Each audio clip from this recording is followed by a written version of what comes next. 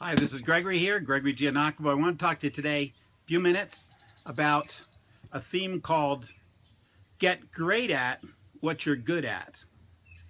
For example, you're good at some things.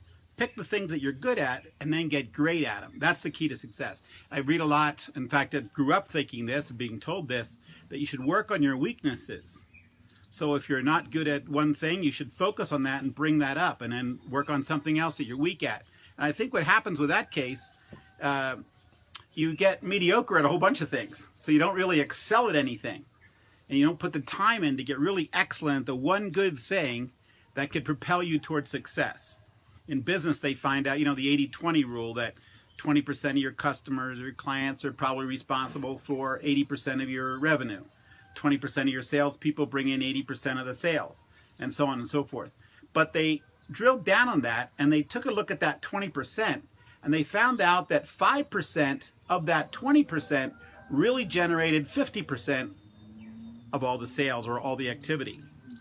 So that really speaks to me when I read that, because that means that if you get really, really good at something, I don't want to be just part of that 20%.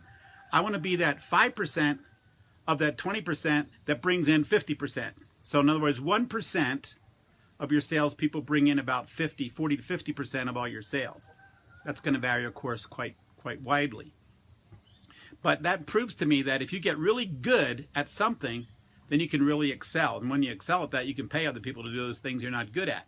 So if you don't really like working with books and numbers, instead of focusing on that and spending lots and lots of time doing your accounting and so on, when you're in some sort of like selling online courses or you have a car dealership, spend your time selling cars. Spend your time training salespeople. Spend your time studying the competition, looking at your pricing and so on, rather than spending all that time going over the books and trying to get good at that. Hire someone to do that, which you can afford to do because you're going to sell one extra car a month, let's say. That'll pay for that person to do the books. If you're doing online courses and you're not good at video editing, it's very tempting to fall in line with all the ads you see about easy to edit, only $79, $50 a month, etc., etc. Take this course, learn how to edit. Well, if you're not really good at that or you don't really love it, outsource it.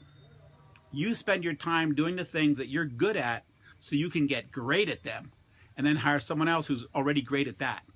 Surround yourself with people and hire people, whether it's virtual assistants, employees, outsourcing consultants. Hire people that are great at what they are good at. So you're going to hire people that are great at what they do, and you spend your time focusing on becoming great at what you're already good at. Now, if you're not good at anything, you might probably have to take a look at that. But there must be something you're good at or something you want to become good at. Listen, if you don't know too much about anything, that's okay. Pick out something, focus on it. You want to do online courses? You never did an online course before? Focus on that, learn about that. You want to become a dentist, you're going to have to go to dental school. No way around it. You're going to have to really focus on dental school. If you want to be good at selling, then you're going to have to probably study selling. It's okay if you don't know about selling. You'd say, well, I'm not any good at selling. Well, but if you want to become a salesman, then focus on that and spend your time and energy on that. When you become a great salesman, outsource the other things in your life. So that's my tip for the day, something I practice myself.